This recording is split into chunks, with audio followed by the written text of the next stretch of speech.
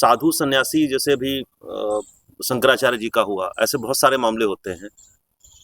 साधु कभी एक साथ नहीं आते, साधु संत या अलग अलग जो शैव हों या वैष्णव धर्म को मानने वाले हों।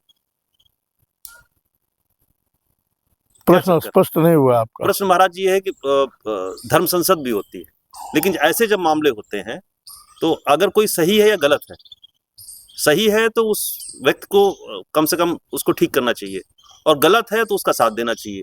लेकिन बहुत सारी जगह लोग न्यूट्रल हो जाते हैं। अब जैसे शंकराचार्य जी का मामला था, वो सही है या गलत है, सब लोग इस पे आंख मूंद लेते हैं।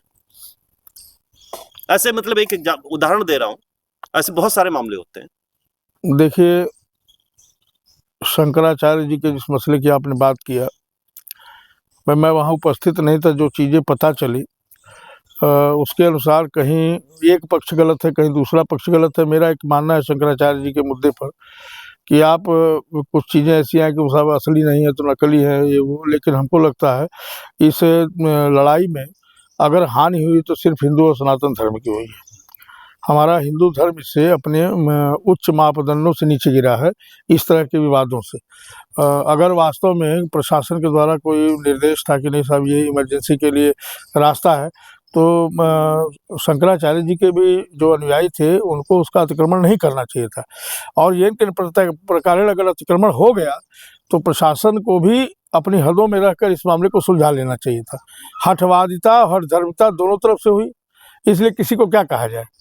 और मेरा एक मानना है कि सन्यासी कोई भी हो और वो शंकराचार्य हैं या नहीं एक अलग बात है, ये एक उनके व्यवस्था का विषय है, उनके अपने धार्मिक समुदाय जो है उनका अपना मठामनाय के हिसाब से क्या सही है क्या गलत है उसका पूरा संविधान है, उस पर मैं चर्चा नहीं कर सकता क्योंकि मैं उसका अधिकारी भी नहीं हूँ।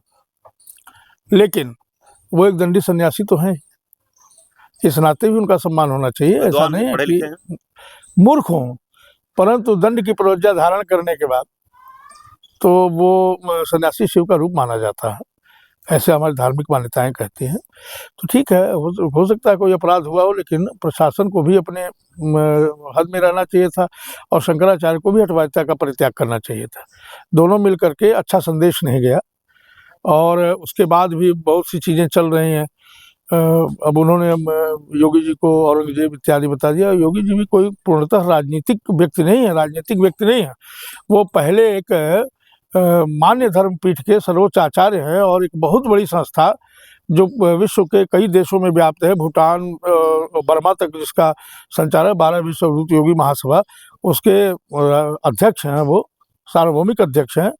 तो पद के भी मामले में दोनों को एक दूसरे की गरिमा का ध्यान रखना चाहिए। उन्होंने भी औरंगजेब ये वो कहा, तो ये सब चीज़ें बहुत ही गलत हैं और इससे केवल हमारे धर्म की जो गरिमा है वो गिरी है, इसमें और कुछ नहीं कहा जा सकता। रही बात साधु संतों के एक होने की, तो जो वास्तविक साधु संत हैं वो सामाजिक सुधारों की तरफ ध्यान देते हैं, समाज की विकृतियों की तरफ कम देते हैं।